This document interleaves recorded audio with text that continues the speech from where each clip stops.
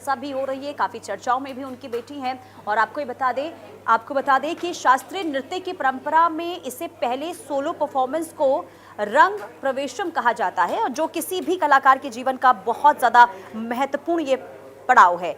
अब रंग प्रवेशम इस बात का प्रतीक होता है कि शिष्य ने अपने गुरु के मार्गदर्शन में वर्षों का कठोर परीक्षण कर सफलता हासिल की है, और अब वो एक स्वतंत्र और पेशेवर कलाकार के रूप में मंच पर प्रस्तुति देने के लिए तैयार हो गई हैं।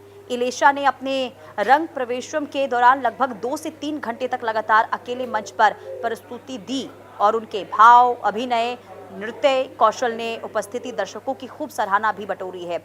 इधर प्रदर्शन के बाद इलेशा ने अपनी इस उपलब्धि का पूरा श्रेय अपनी मां चारू चौधरी और अपने गुरुओं को दिया है। इलेशा आगे ये भी कहती हैं, उनके मार्गदर्शन और लगातार मिले सहयोग की बदौलत ही वो इस मुकाम तक पहुंच सकी हैं। वहीं कार्यक्रम में मौजूद उनके पिता और केंद्रीय मंत्री जयंत चौधरी ने मंच से दर्शकों को संबोधित किया। इलेशा की गुरु कौशल्य रेड्डी का विशेष रूप से आभार जताया। उन्होंने कहा कि अपनी बेटी को मंच पर नृत्य करते देख उन्हें बेहद खुशी और गर्व महसूस हो रहा है। जयंत चौधरी ने अपने संबोधन में राजनीति और रंगमंच के बीच दिलचस्प समानता का भी जिक्र किया है। सुनिए। For so long, and all of us in so short, everything you see, decorations, posters, everything. And Kashara auntie, Guruji, Radha auntie, all of my gurus, they have got me where I am today. Without Radha auntie, whose hugs could seriously fix everything, none of us would have gotten through any of our dance classes. Guruji's whose guidance is seriously invaluable. And Kashara auntie, who works the hardest, who puts in so much effort and so much work, and his perfectionism is actually राजनीति के मंच और इस रंगमंच में बहुत commonalities हैं। The light, the stage, little bit of the drama और द एक्टिंग, शुड आई से, to be politically correct.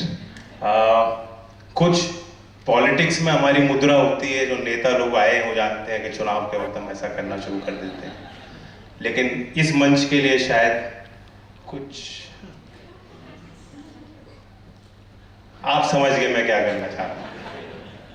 It's a very big day for me, especially since my daughter has been learning for years and years, and even with all the training and hard work, unfortunately in the days leading up to the show she felt very unwell, so it hindered her capacity to rehearse as well as she would have liked, but she put her heart and soul into it. Her gurus really looked after her and guided her very well, and I think the end result was very, very satisfying. She really praised you and other gurus also about the effort that they put in behind the scenes. Tell us about how did you support her in her practice?